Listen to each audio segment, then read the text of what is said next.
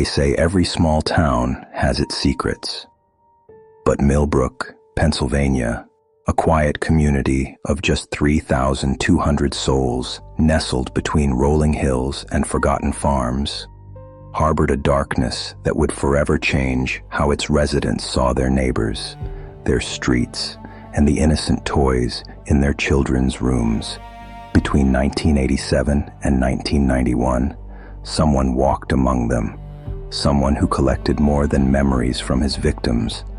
He collected their lives and left behind a calling card so disturbing that even seasoned detectives would struggle to sleep at night.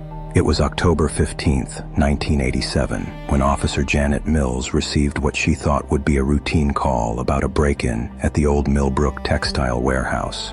The building had been empty for years, a relic of the town's more prosperous past. But what she found inside wasn't the work of teenage vandals or desperate thieves. Sarah Chen, a 34-year-old librarian who had gone missing 3 days earlier, lay in the center of the warehouse floor. The scene was methodical, almost ritualistic in its precision. But it was the small porcelain doll placed carefully on Sarah's chest that would haunt Mills for the rest of her career.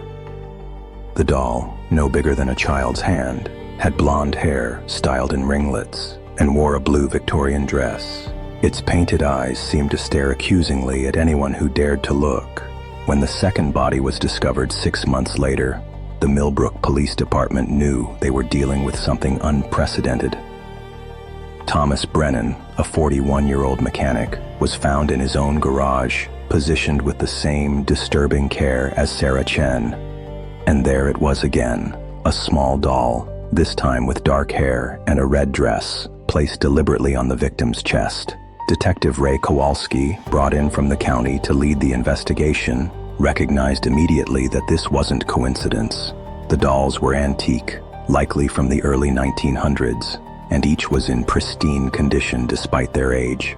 Someone was collecting these carefully, purposefully. The killer wasn't just taking lives. He was leaving a signature, a twisted calling card that suggested this was far from over.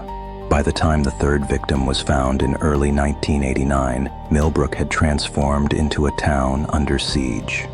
Margaret Foster, a 67-year-old retired teacher, was discovered in the town cemetery, a green-dressed doll with gray hair positioned on her body. The similarities were undeniable, and the message was clear. No one was safe. Main Street, once bustling with neighbors stopping to chat outside Miller's Hardware or gathering at Rosie's Diner, became a ghost town after dark. Parents walked their children to school and picked them up immediately afterward. The annual Harvest Festival was canceled. Church attendance dropped as people became suspicious of everyone, even their longtime neighbors and friends. Hardware stores sold out of locks, deadbolts, and security systems. The local newspaper, the Millbrook Gazette, stopped reporting the details of the crimes after receiving angry letters from residents who said the coverage was making the fear worse. The FBI became involved after the fourth victim, Robert Nash, was found in 1990. Nash, a local bank manager, was discovered in his office after hours with a black-haired doll in a yellow dress placed on his desk. The killer had somehow bypassed the bank's security system without triggering any alarms. Special Agent Patricia Wong arrived with a team of behavioral analysts who immediately began constructing a profile. They determined the killer was likely a local resident, someone who knew the victim's routines and had intimate knowledge of the town's layout. The dolls, they learned, were genuine antiques, each worth several $100s.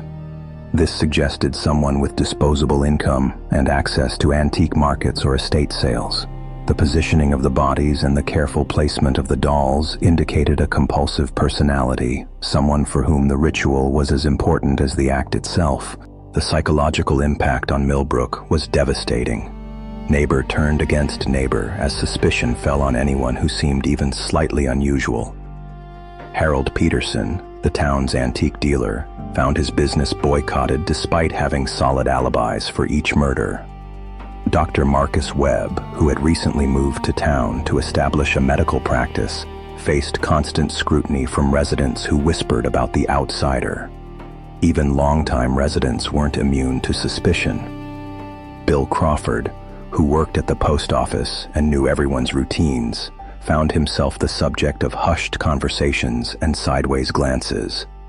Property values plummeted as people tried to sell their homes and move away. The elementary school enrollment dropped by nearly 30% as families relocated to neighboring towns. Those who remained installed elaborate security systems and formed neighborhood watch groups that patrolled the streets with increasing desperation. The fifth and final confirmed victim was found on March 3, 1991. Linda Rodriguez, who owned and operated the town's only Mexican restaurant, was discovered in her establishment after failing to open for the breakfast shift. She was positioned behind the counter, and the doll, this one with auburn hair and a purple dress, was placed on the cash register. What made this scene different was the evidence of a struggle. For the first time, the killer's methodical approach had been disrupted. Overturned chairs, scattered papers, and a broken coffee pot suggested Linda had fought back. A forensics team found traces of skin under her fingernails and a single drop of blood that didn't match the victim's type.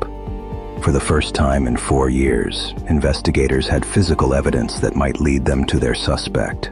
Despite the new evidence, the investigation stalled. DNA testing was still in its infancy in 1991, and the blood sample was too small and degraded to provide conclusive results. The FBI profile suggested the killer might have left town or gone into hiding after the botched final attack. Months passed without another murder, then years. Detective Kowalski retired in 1995, taking boxes of case files home with him, unable to let go of the case that had consumed 5 years of his life. Agent Wong was reassigned to other cases, though she kept copies of all the evidence and continued to check for similar crimes in other jurisdictions. The dolls were kept in evidence storage, their glass eyes seeming to mock anyone who dared to look at them. The case officially went cold in 1994, though it was never closed. Millbrook slowly began to heal as the years passed, without another murder. New families moved in, attracted by low property values and the town's scenic location. Many of the newcomers had never heard of the doll maker, as the media had dubbed the killer. The Harvest Festival resumed in 1995, though attendance remained lower than in the years before the murders. Rosie's Diner reopened under new management, and Main Street gradually regained some of its former vitality. But the older residents, those who lived through the terror, never fully recovered. They still locked their doors religiously, still felt a chill when they passed the locations where the bodies were found, still couldn't look at dolls without remembering those dark years when death walked among them. In 2018, the Millbrook Police Department received a grant to digitize cold cases and retest evidence using modern forensic techniques. Detective Maria Santos, who had grown up in a neighboring town and heard whispered stories about the doll maker, volunteered to review the case. Using advanced DNA analysis, she was able to extract a partial profile from the blood evidence found at Linda Rodriguez's restaurant. The profile was entered into CODIS, the National DNA Database, but produced no matches. However, Santos discovered something troubling in her research. Between 1992 and 2016, there had been at least 7 unsolved murders in small towns across Pennsylvania, Ohio, and West Virginia. Each victim had been found with a small antique doll placed nearby. Today, Millbrook appears to be a normal small town. The textile warehouse has been converted into artists' studios.